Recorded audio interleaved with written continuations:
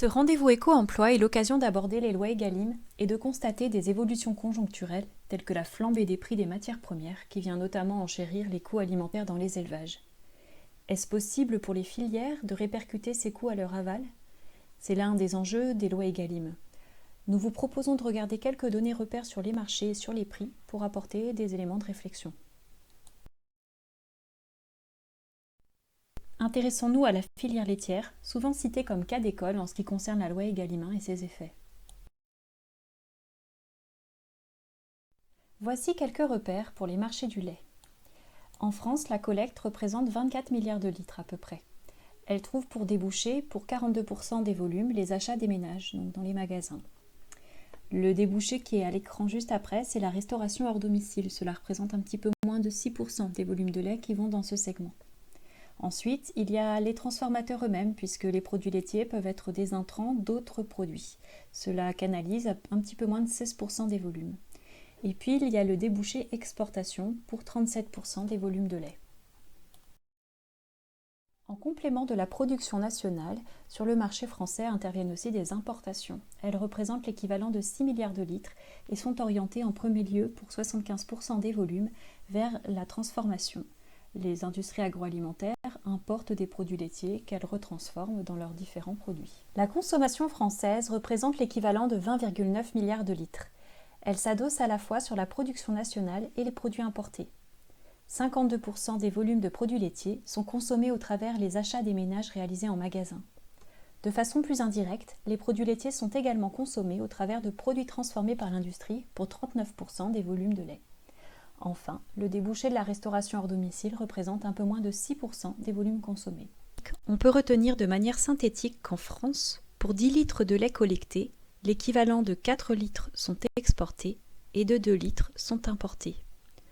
Autre point sur lequel on peut s'attarder, c'est les achats des ménages qui, on le voyait, représentent 52% des volumes de produits laitiers consommés par les Français. Ces achats des ménages, en valeur, ils représentent l'équivalent de 16 milliards d'euros. C'était la statistique de 2019 d'après France Agrimaire. 16 milliards d'euros, donc, sur lesquels, a priori, la loi Egalim a prise. En réalité, la loi Egalim n'a prise que sur une partie des marchés, puisque dans sa première version, la loi ne concerne que les produits vendus sous marque nationale et non pas les produits vendus sous marque de distributeur.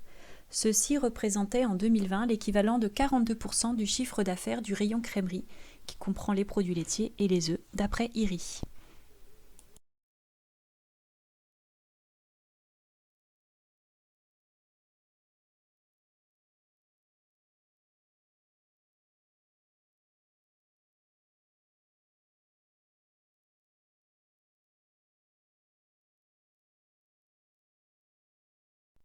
Intéressons-nous maintenant au prix du lait payé aux éleveurs. À l'écran en bleu est représenté le prix néo-zélandais.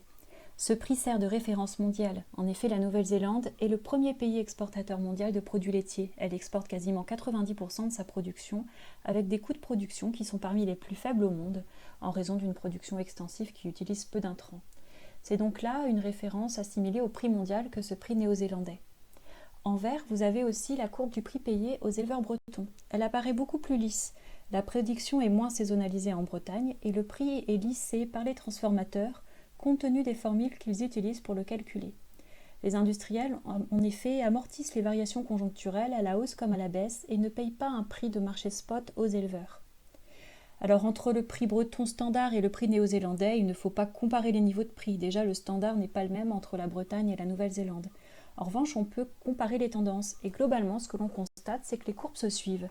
Les grands mouvements à la baisse ou à la hausse se retrouvent. Vous avez notamment des petites flèches qui vous pointent les évolutions marquantes. On peut donc retenir que le prix mondial et le prix breton sont connectés. Centrons-nous maintenant sur le marché français.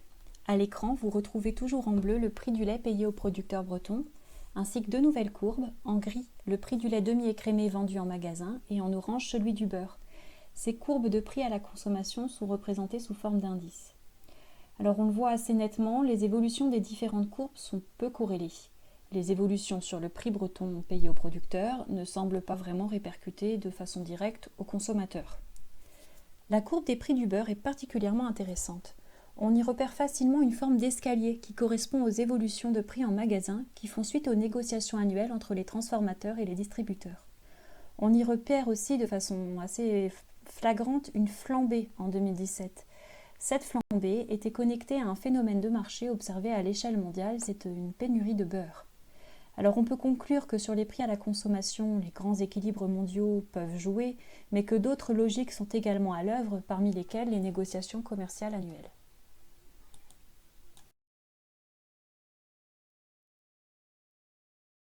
Ce dernier graphique représente toujours en bleu le prix payé aux éleveurs, en vert le prix des charges dans les élevages, en gris le prix du lait sorti usine et en orange le prix du lait demi-écrémé vendu en magasin. Avant de rentrer dans l'analyse, un rappel historique.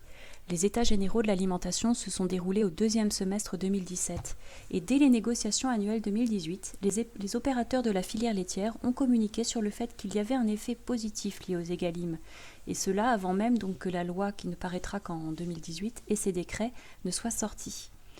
On constate effectivement que la courbe gris pâle sur la période, celle qui reflète le prix à l'industrie du lait liquide, elle est effectivement en tendance orientée à la hausse et on constate cette même tendance pour le prix à la consommation du lait demi-écrémé, c'est la courbe orange.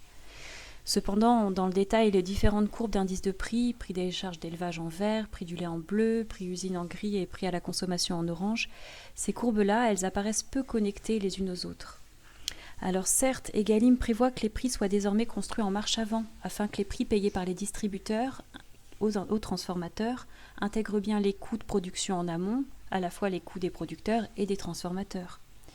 C'est vrai que pour les éleveurs, les formules de calcul du prix du lait intègrent bien une référence à leur charge, mais finalement cette référence joue modestement. Et au final, entre tous les maillons, le prix défini, il résulte souvent d'une négociation. Déjà au moment de la définition de la formule de calcul, et puis ensuite lors de son application à cette formule.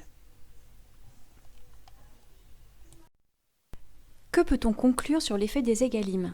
Damien Lacombe, pour Coop de France Métiers du lait, rappelle que l'objectif en sortie des EGA était d'une progression de 10% en 3 ans sur les prix de vente industriels, à la fois pour les marques nationales et les marques de distributeurs.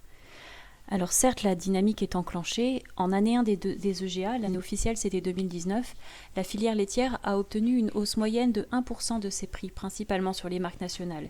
Et en année 2, elle a obtenu en 2020 1,4% sur les marques nationales.